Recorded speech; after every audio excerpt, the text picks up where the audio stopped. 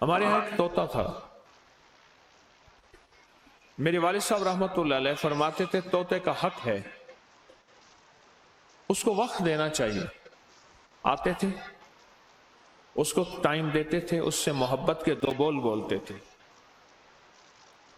گھر میں کوئی آتا تھا دروازے سے اندر، طوطا نہیں بولتا تھا. ان کے جوتے کی آواز سنتے ہی، دروازہ کھلنے اور جوتے کی آواز سنتے ہی بولنا شروع کر دیتا تھا.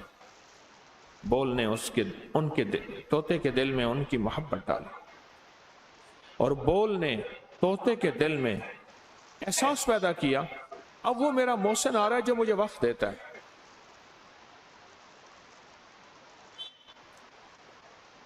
تسبیح خانہ دن رات قرآنی بول بتاتا ہے، نورانی بول بتاتا ہے، رحمانی بول بتاتا ہے.